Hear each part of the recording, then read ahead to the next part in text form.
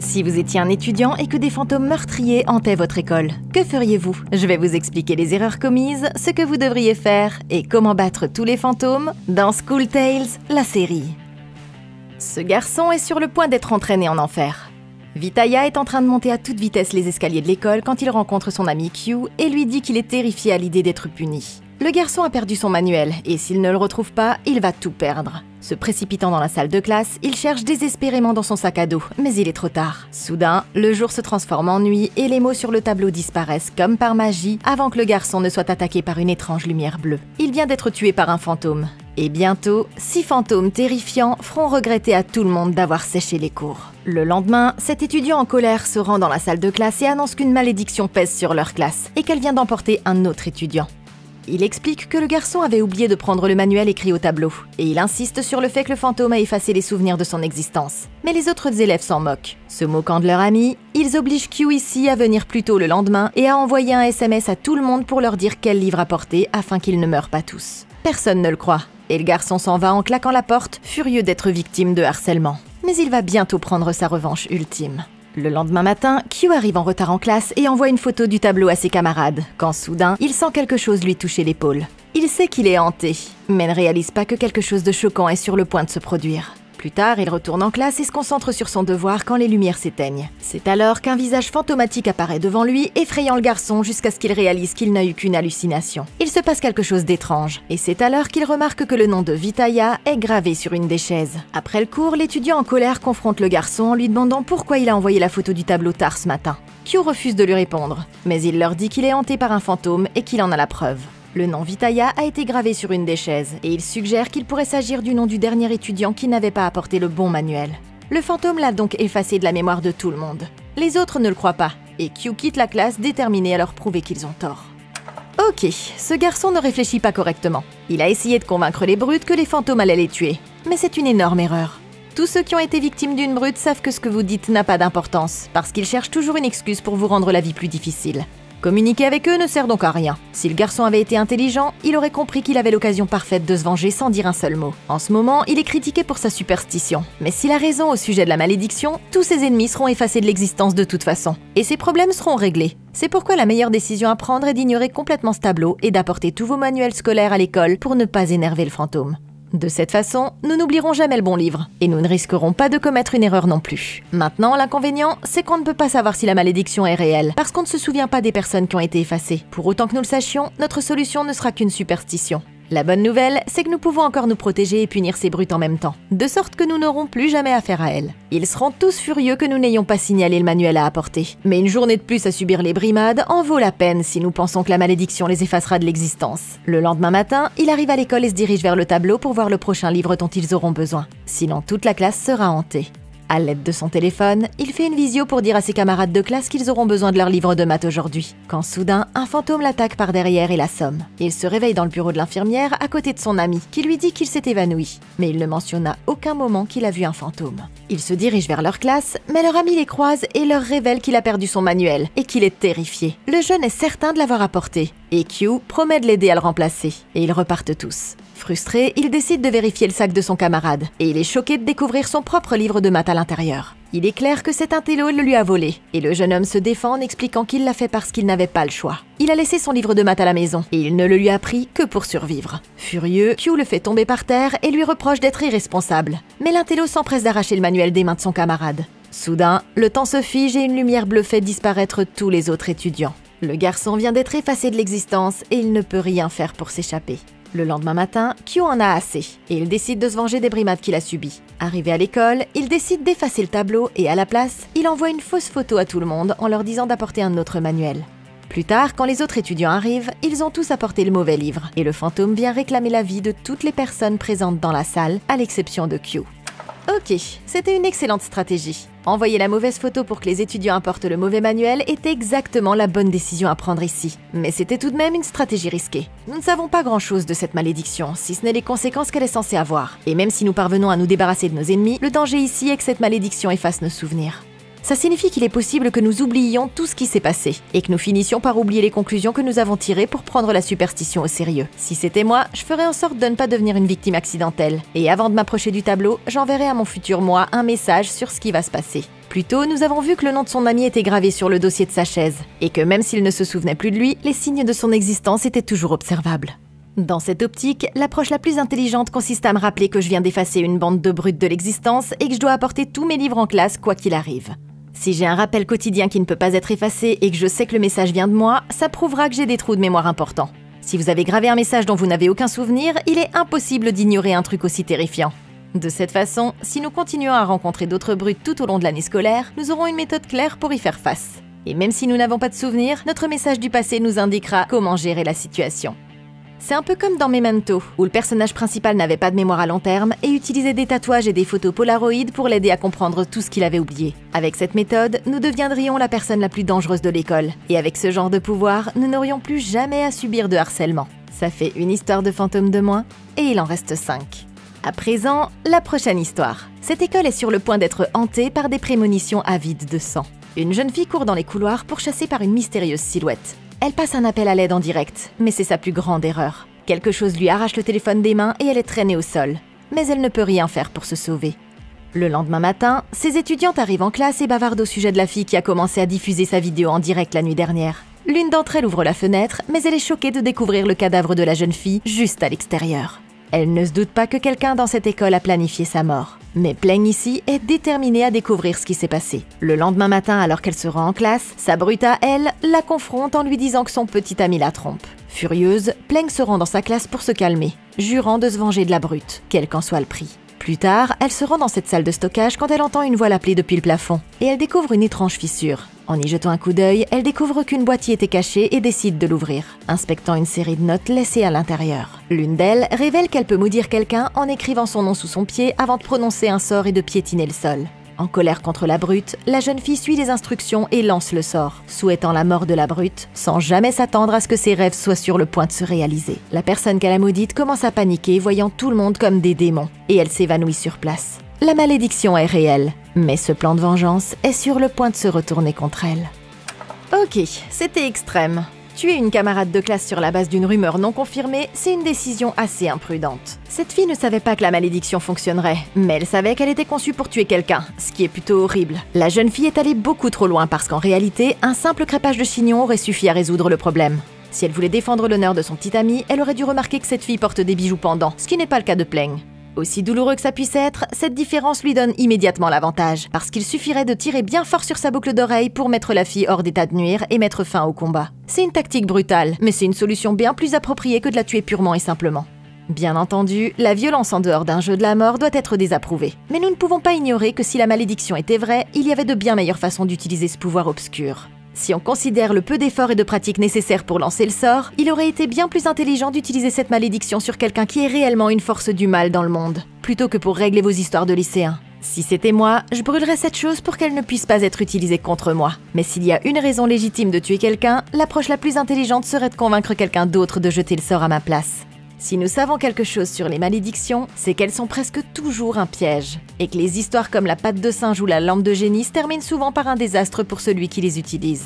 Donc si on veut profiter sans se mettre en danger, il faut trouver quelqu'un qui a le mobile de tuer la personne qu'on veut voir mourir et le laisser tester le sort à notre place. Ce soir-là, la fille Pleng invite son petit ami chez elle, et il commence à avoir des rapports plutôt intimes. Mais alors qu'il embrasse la jambe de la jeune fille, il découvre un nom écrit sous son pied et panique. Cette brute est sa sœur. Et il exige de savoir ce qui se passe avant d'être interrompu par un appel téléphonique. Sa sœur le supplie de l'aider, et il se précipite à sa recherche. En consultant son téléphone, Pleng découvre le flux en direct de la brute, et elle a clairement peur pour sa vie. C'est horrible, et elle ne peut rien faire pour empêcher le sort de la tuer. Pleng est horrifiée de voir que la malédiction a fonctionné et efface le nom de son pied. Elle essaie de s'endormir, mais elle se réveille soudain au milieu de la nuit et découvre que le nom est réapparu sous sa plante de pied. C'est alors que la jeune fille entend frapper à sa porte. Elle va ouvrir et découvre son chien mort de l'autre côté. C'est terrifiant, mais les choses sont sur le point de s'aggraver. Elle s'effondre de douleur et s'aperçoit que le dessous de son pied commence à pourrir.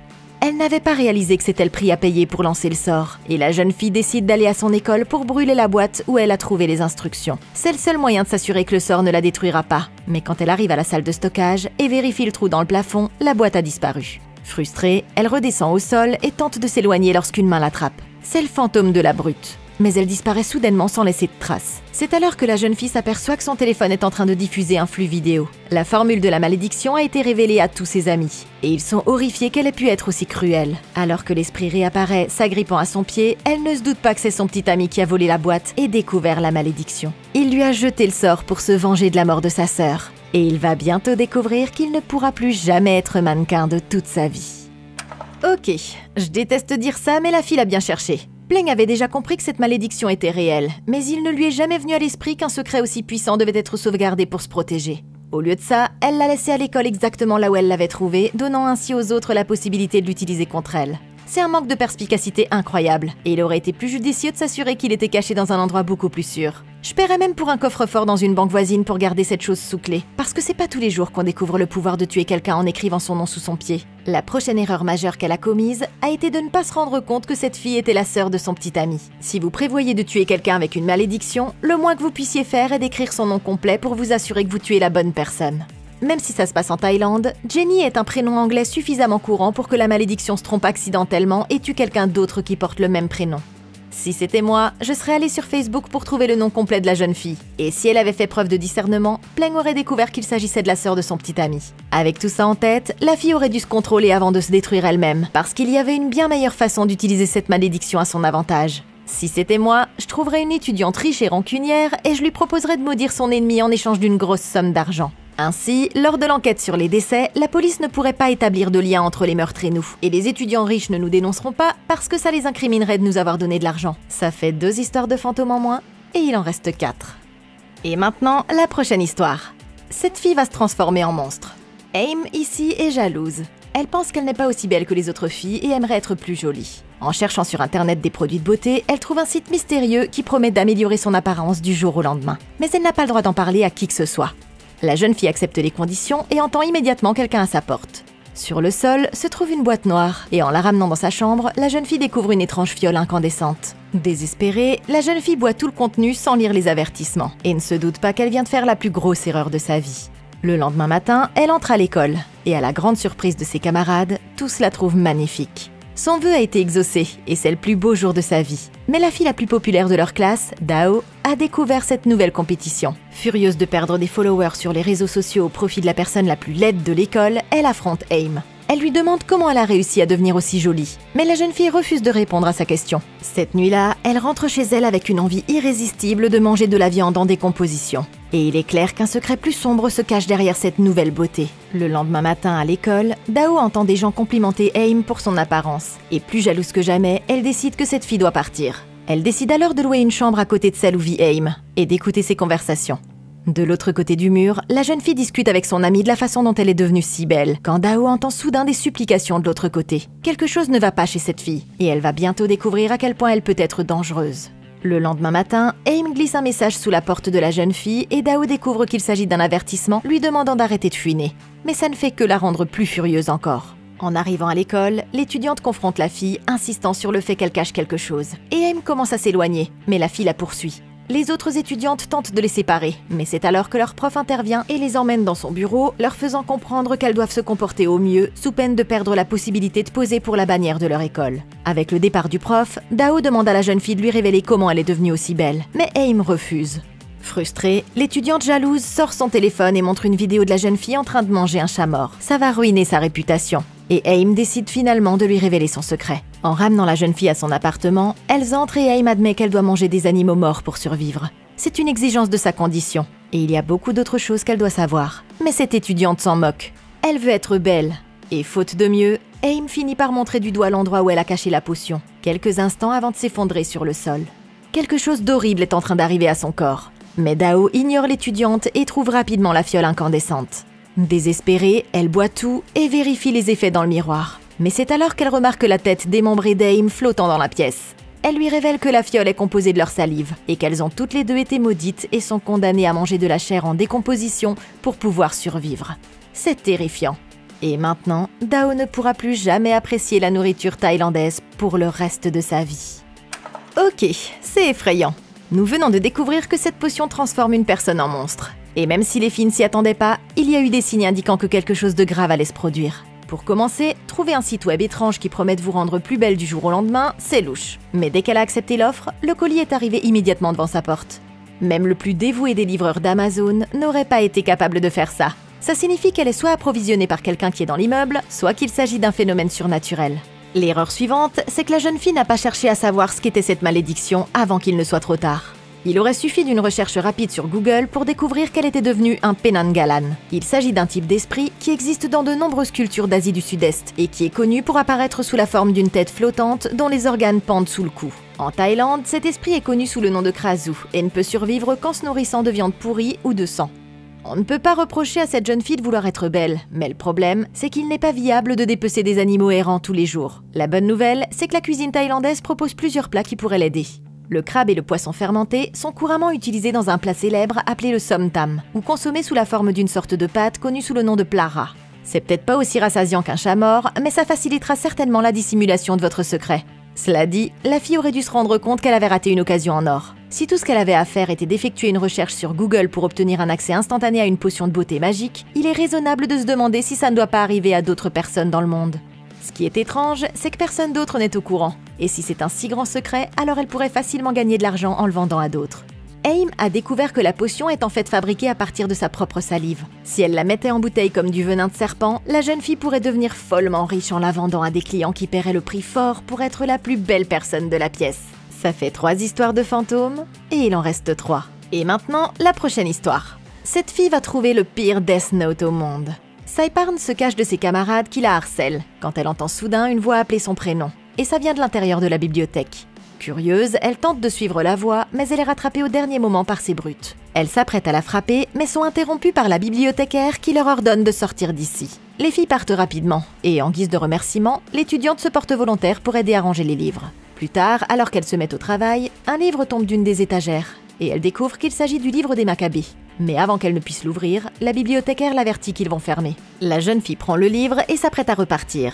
Mais elle remarque que la femme est en train de lire un article sur le meurtre d'un prof de leur école. Curieuse, elle demande ce qui s'est passé. Et la bibliothécaire explique que la victime a disparu et qu'elle a été vue pour la dernière fois dans cette même bibliothèque. C'est terrifiant. Mais la bibliothécaire explique que l'école est remplie de légendes effrayantes, comme l'histoire de Ploipum. Il s'agit d'une étudiante qui a été violemment agressée et enfermée dans les toilettes pendant des mois, jusqu'à ce qu'elle ne meure. Son histoire aurait été consignée dans un livre, et la bibliothécaire conseille vivement à la jeune fille de se confier à elle si elle continue à être persécutée. Le lendemain matin, Saiparn est curieuse et se rend dans les toilettes où la fille de l'histoire est morte. Mais elle est soudain poussée à l'intérieur par les autres étudiantes qui sont déterminées à faire de sa vie un enfer. Elle quitte rapidement les toilettes en fermant la porte derrière elle, ne lui laissant aucun moyen de sortir. C'est terrifiant, mais c'est alors que l'étudiante se regarde dans le miroir et aperçoit un fantôme qui la regarde droit dans les yeux. La jeune fille recule sous le choc, mais la bibliothécaire s'introduit dans les toilettes et tente de réconforter la jeune fille en lui disant qu'elle a simplement eu des hallucinations. Ok, je commence à me demander si la Thaïlande n'a pas un sérieux problème de harcèlement scolaire. Jusqu'à présent, toutes ces histoires concernent des étudiants qui se font agresser, et c'est parce qu'ils n'ont pratiquement aucun soutien de qui que ce soit dans l'école. Dans ce contexte, il ne faut pas s'étonner qu'il y ait autant de fantômes, parce que les esprits ont tendance à se nourrir de la douleur et de la souffrance des vivants. Cela dit, cette fille n'était pas très maligne. Elle s'est liée d'amitié avec la bibliothécaire parce qu'elle pensait qu'elle la défendait. Mais tout ce qu'elle a dit, c'est qu'il ne fallait pas faire de bruit dans la bibliothèque. C'était pas très utile, parce qu'il n'y avait aucune menace de mesures disciplinaires. Si la jeune fille s'était arrêtée pour y réfléchir, elle aurait réalisé que sa réaction est très suspecte pour une enseignante. Et ça signifie probablement qu'elle a plus de choses à cacher que nous le pensons. L'indice suivant, c'est qu'elle a trouvé le livre des Maccabées par terre. Et toute personne dotée d'un cerveau se demanderait pourquoi la bibliothèque d'une école posséderait un livre aussi tordu. Le pire, c'est que la prof s'est approchée et a clairement vu le livre dans les mains de la jeune fille. Pour une Thaïlandaise, ce texte est difficile à ignorer parce qu'il n'y a rien d'autre sur la couverture que les mots « livre des Maccabées ». Et que toute bibliothécaire ayant une conscience saurait que ce livre n'appartient pas à sa bibliothèque et qu'il n'est pas approprié pour ses étudiantes. Toutes ces observations combinées me disent de ne pas faire confiance à cette femme, parce qu'elle ne fait rien pour nous mettre à l'abri du danger, et nous devrons donc nous débrouiller seuls avec ces brutes. Plus tard dans la nuit, la jeune fille se calme et lit l'histoire des toilettes dans le livre des Maccabées. Mais elle est choquée de se retrouver tout à coup dans les toilettes au moment même où l'histoire se déroulait dans la vraie vie. C'est horrible de voir l'étudiante souffrir. Mais c'est alors qu'elle sort de sa transe. Elle se rend compte que ce livre n'est pas seulement magique, mais qu'il s'agit également du journal intime de la jeune fille décédée. Plus tard, elle demande à la bibliothécaire ce qui est arrivé aux brutes de la légende. Et elle apprend qu'elles ont été arrêtées, mais qu'elles ont fini par s'entretuer dans leur cellule de prison. C'est exactement comme ça que l'histoire s'est terminée. Et la jeune fille soupçonne que tout ce qui est écrit dans le livre se réalise en vrai. Le lendemain matin en classe, l'étudiante décide de tester sa théorie et écrit une histoire pour voir si elle peut punir ses propres harceleuses. Mais elle est interrompue quand la cloche de l'école sonne.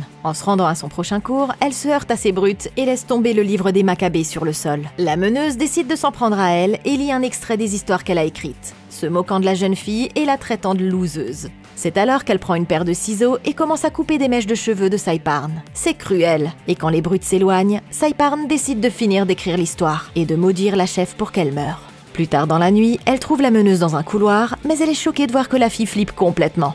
Et elle ne peut rien faire quand un groupe de fantômes vient l'assassiner sur place. Terrifiée, la jeune fille découvre que le livre des Maccabées a disparu de son sac, et elle se rend à la bibliothèque pour le chercher. Saiparn entre dans le bâtiment quand soudain un corps tombe du plafond, et l'étudiante panique. La jeune fille tente de s'enfuir, mais la bibliothécaire l'attend et lui révèle un secret terrifiant. Dans le passé, elle a elle aussi utilisé le livre des Maccabées pour tuer quelqu'un qui l'avait maltraité, mais au prix de devenir l'esclave du livre et de devoir trouver une nouvelle personne qui écrira ses propres histoires dans les pages. Soudain, elle commence à se transformer sous les yeux de l'étudiante, et il n'y a rien que la jeune fille puisse faire pour échapper à son destin. Ok, c'est terrifiant. La femme était un fantôme pendant tout ce temps, et elle a piégé la jeune fille pour qu'elle utilise le livre afin qu'il la libère enfin.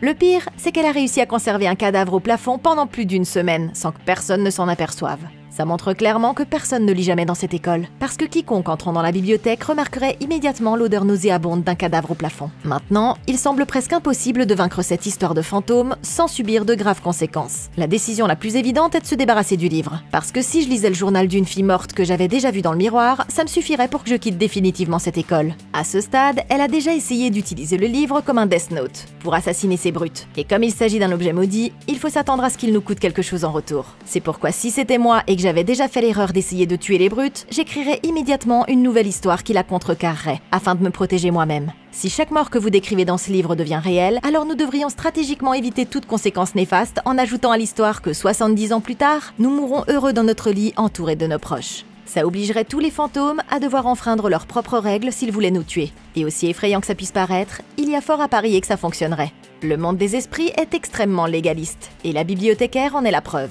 Elle a été liée au livre comme une esclave sans aucun moyen de s'échapper. Et si quelque chose d'aussi horrible ne peut pas contourner les règles, alors ça signifie qu'utiliser le livre pour écrire notre propre fin serait la meilleure façon de nous protéger. Ça fait 4 histoires de fantômes, et il en reste 2. Et maintenant, la prochaine histoire. Ce gamin va devenir le repas de quelqu'un. Kong est un streamer qui enquête sur des rumeurs concernant un célèbre stand de nourriture. Il est devenu populaire grâce à son nouveau plat. Mais il pourrait y avoir quelque chose de louche. Il est déterminé à découvrir les secrets de la cantinière. Mais ce sera sa plus grosse erreur. Remarquant que la femme retourne dans sa cuisine, il passe derrière le comptoir pour voir ce qu'il y a dans les marmites de soupe. Mais il est distrait par les commentaires sur son flux en direct, et la cuisinière revient. Elle lui demande de partir, mais le gamin refuse, exigeant de voir l'ingrédient secret qu'elle utilise dans son ragoût. Il essaie de s'emparer des casseroles, mais la femme le repousse et les envoie au sol. C'est alors que le gamin remarque un crâne bouilli sur le sol, et il accuse la femme d'avoir mis une tête de chien dans leur soupe. Les autres sortent leur téléphone pour filmer tout ce qui se passe. Mais il ne se doute pas que cette femme va avoir le dernier mot. Plus tard, le garçon passe du temps avec ses amis et l'un d'eux le félicite d'avoir dénoncé la cuisinière. Mais il est soudain perturbé par une douleur dans la nuque. Le garçon s'est récemment fait tatouer son nom de streamer à cet endroit. Mais alors que les autres garçons discutent, il remarque une étrange silhouette vêtue de noir en train de le fixer. C'est flippant. Le garçon se précipite vers son prochain cours quand quelqu'un lui rentre dedans. Il poursuit la silhouette jusqu'au gymnase, mais c'est alors qu'il se fait attaquer. Terrifié, l'étudiant prend ses jambes à son cou et parvient à s'échapper. Mais d'autres étudiants le voient en panique et ne comprennent pas ce qui se passe. Il leur dit que quelqu'un a essayé de le tuer, mais quand ils regardent à l'intérieur, il n'y a aucun signe de qui que ce soit. Le garçon retourne au stand de nourriture et confronte la femme en l'accusant d'avoir envoyé quelqu'un pour le harceler. Et c'est alors qu'il aperçoit la même silhouette encapuchonnée dans la cuisine. Remarquant cette photo, il comprend que l'inconnu devait être son fils, et il décide de le traîner dehors comme preuve. Mais il constate qu'il n'y a personne à l'intérieur. Face à lui, ce vieil homme explique qu'il n'a aucune chance de retrouver son fils, parce que celui-ci a été retrouvé mort il y a plusieurs semaines et sa tête avait disparu. Kong est gêné, et il est repoussé à l'extérieur où les autres étudiants ont tout entendu et défendent la femme, arguant qu'il la harcèle sans aucune preuve que ce qu'il a trouvé dans son ragoût était un crâne de chien. Le garçon est humilié, et sa réputation étant ruinée, il décide de se venger en montant un coup contre la femme avec un chat mort. Ce soir-là, il retourne à l'école et se faufile dans la cuisine pour mettre son plan à exécution. Mais c'est alors qu'il découvre quelque chose de choquant. C'est un festin préparé pour le fils mort de la femme. Et il sort son téléphone pour le diffuser. Mais l'appareil ne fonctionne plus. Sentant quelque chose derrière lui, il se retourne et une main lui attrape le visage avant de le pousser en arrière. C'est le fils de la femme. Et il enlève sa capuche, révélant que c'est un fantôme. Terrifié, l'étudiant supplie la femme d'épargner sa vie en lui promettant de ne rien dire à personne. Mais la femme refuse. Au lieu de ça, elle le poignarde directement dans l'estomac et lui fait comprendre qu'il ne sortira jamais d'ici vivant. Quelques jours plus tard, les étudiants sont dans la salle de restauration en train de manger de la soupe. Quand ils réalisent soudain que quelque chose ne va pas. Ils reconnaissent le tatouage que leur ami avait dans la nuque en train de flotter dans la soupe. Et tout le monde panique, gâchant ainsi un repas parfaitement équilibré. Ok, c'est terrifiant. La cantinière donnait secrètement aux gens de la soupe assaisonnée avec la tête en décomposition de son fils. Et l'étudiant avait toutes les raisons de la démasquer. Le seul problème, c'est qu'il a énervé le fantôme de son fils dans l'opération. Maintenant, aussi effrayant que ça puisse être, il y a quelque chose que nous pouvons utiliser contre lui.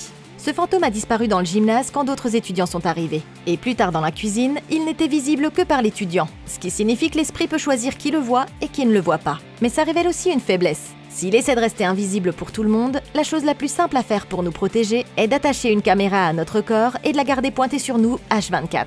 Cet étudiant est déjà un streamer, donc ce ne sera pas un comportement étrange pour lui. Et si le fantôme sait que le garçon est filmé 24 heures sur 24 et 7 jours sur 7, il ne pourra pas le toucher sans prouver qu'il existe. Il ne prendra pas le risque de se faire prendre tant que quelqu'un le surveille. Et nous pourrons ainsi éviter les attaques du fantôme. Cela dit, l'étudiant devait quand même faire tomber la cuisinière. Mais son plan pour piéger la femme était complètement stupide. Tout d'abord, utiliser un chat mort n'a aucun sens, puisqu'il a publiquement accusé la cuisinière d'utiliser de la viande de chien. Ensuite, si nous mettons quelque chose d'autre dans la soupe, ça en changera le goût. Et si les gens remarquent la différence, ça prouvera que le nouvel ingrédient n'était pas celui qu'elle utilisait. Ce qui laissera une trace évidente qui pourrait remonter jusqu'à nous, et nous attirera encore plus d'ennuis. L'approche la plus intelligente consiste à trouver une carcasse d'animal et à la mettre au fond du frigo de la cuisine, au lieu de la mettre dans la soupe. De cette façon, la femme ne saura pas qu'elle est là pour la retirer. Et tout ce que nous avons à faire, c'est de la dénoncer à l'inspection sanitaire pour qu'ils enquêtent sur l'école. Ils finiront par découvrir la preuve indéniable qu'elle utilise des ingrédients malsains, ce qui aidera le garçon à prouver qu'il avait raison. Ça fait 5 histoires de fantômes, et il n'en reste qu'une. Et maintenant, pour la dernière histoire, ce gamin va obtenir une vengeance brutale. Korn a été amené dans cette infirmerie abandonnée et ces brutes ne veulent pas le laisser tranquille. Après avoir tabassé le gamin, ils essaient de le terroriser. Et c'est alors que la fille leur rappelle la légende locale. Selon les récits, le fantôme d'une infirmière qui travaillait ici hante encore les lieux. Et elle apparaît si quelqu'un s'assoit dans un fauteuil roulant, dos à la porte. C'est effrayant. Mais l'avantage, c'est que la personne peut faire tous les vœux qu'elle veut, et qu'ils se réaliseront. Agissant rapidement, les brutes poussent la victime dans un fauteuil roulant et lui attachent les poignets, ignorant les appels à l'aide du garçon. Ils lui demandent de faire un vœu pour qu'ils réussissent leurs examens, sans jamais préciser s'ils reviendront le chercher un jour. Les brutes le laissent à l'intérieur de l'infirmerie, sans aucun moyen de s'échapper. Et le garçon ne se doute pas qu'il est sur le point de participer à une terrifiante histoire de fantôme. Plus tard, Korn remarque une personne qui passe derrière les rideaux et il appelle à l'aide, pensant que quelqu'un est revenu pour lui. Mais il entend alors une voix lui demander s'il veut faire un vœu. C'est le fantôme de l'infirmière, et elle tend la main pour le libérer de son fauteuil roulant. Paniqué, il se lève aussi vite que possible et demande à la créature de se montrer. Elle réapparaît derrière un rideau et lui ordonne de faire un vœu, lui donnant une chance de se venger. Terrifié, il demande à la créature de tuer les 3 étudiants qui l'ont malmené avant de sortir de la pièce aussi vite qu'il le peut.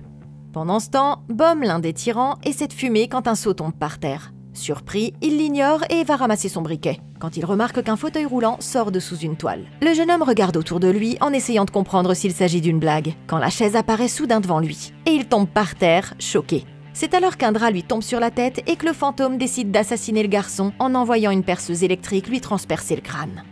Ok, ces étudiants l'ont bien cherché. Ils savaient déjà qu'il existait une légende qui permettait à quelqu'un de faire n'importe quel vœu. Alors ils ont forcé un autre étudiant à leur souhaiter de réussir leurs examens. Pour être honnête, c'est sans doute le vœu le plus débile que j'ai entendu de toute ma vie. Pour commencer, il existe de nombreuses façons de tricher à un examen sans faire appel à des fantômes. Et ce serait pas difficile pour un groupe de brutes comme celui-ci d'extorquer toutes les réponses à quelqu'un ou de changer le nom sur leur copie pour qu'ils puissent le réussir. C'est pas difficile de trouver des solutions pratiques à ce problème. Mais personne ne s'est arrêté pour penser à ce qu'ils pourraient souhaiter d'autre si cette histoire de fantôme était vraiment vraie. Si ces jeunes avaient un peu de cervelle, ils auraient forcé ce garçon à les aider à tricher aux examens et l'auraient ensuite utilisé comme cobaye pour lui faire souhaiter qu'ils aient tous des supercars. C'est pas très étonnant qu'ils s'inquiètent de réussir leurs examens, parce qu'il est clair que ce sont pas les plus malins. Cela dit, Korn ne s'en sort pas beaucoup mieux, parce qu'il a commis la même erreur. L'étudiant a eu la chance de pouvoir souhaiter tout ce qu'il voulait. Mais au lieu de demander la richesse, l'immortalité ou même des super-pouvoirs, il a décidé de gaspiller ce souhait en demandant à une chaise roulante de tuer une poignée de brutes. Ce garçon n'a aucune imagination. Et s'il avait été plus intelligent, il aurait pu profiter de ce fantôme et utiliser sa propre offre contre lui. La chose la plus importante à réaliser ici est que cette malédiction est comme un chèque en blanc en fait. Pour autant que nous le sachions, il n'y a pas de condition. Et elle lui a clairement dit que tout ce qu'il demandera se réalisera. Il est possible que ce fantôme ne nous raconte pas toute l'histoire. Si c'était moi, je poserais d'abord des questions sur les règles pour m'assurer que nous ne tombons pas dans un piège. En général, les esprits ont tendance à mentir par omission ou à utiliser vos propres peurs contre vous. Mais si nous lui demandons directement ce que nous sommes autorisés à faire, il est fort probable qu'elle sera obligée de nous dire la vérité. Une fois que nous aurons couvert toutes les failles possibles dans ce processus de formulation de souhait, je demanderai qu'on m'envoie un seul dollar et que le montant soit doublé chaque jour pendant 1 mois. Le fantôme pourrait penser que c'est une demande très humble, mais la vérité, c'est qu'au bout de 30 jours, j'aurai plus d'1 milliard de dollars. C'est une approche beaucoup plus intelligente que de demander cette somme d'un coup. Parce que le fantôme pourrait avoir le droit de refuser notre offre, auquel cas nous nous retrouverions sans rien. Plus tard, à l'école, Korn se rend en classe quand les brutes le repèrent. Il confronte le garçon, lui demandant s'il a émis le souhait qu'ils lui ont dit de faire. Mais avant qu'il ne puisse répondre, un étudiant monte les escaliers en courant, s'inquiétant que Bom a été retrouvé mort. C'était un des tyrans, et le gamin révèle qu'au lieu de souhaiter la réussite de leurs examens, il a souhaité leur mort. Il n'y a rien qu'ils puissent faire pour échapper à leur destin. Et les brutes essaient de s'enfuir mais trouvent une chaise roulante qui les attend dans l'escalier. La fille pousse son ami vers le fauteuil et le laisse aux mains du fantôme pour qu'il le tue, tout en continuant à descendre les escaliers. Après avoir laissé le garçon mourir entre les mains de l'infirmière, la fille tente de s'enfuir du campus. Mais son chemin est bloqué par la même chaise roulante qu'auparavant. Le vœu de leur victime s'est réalisé.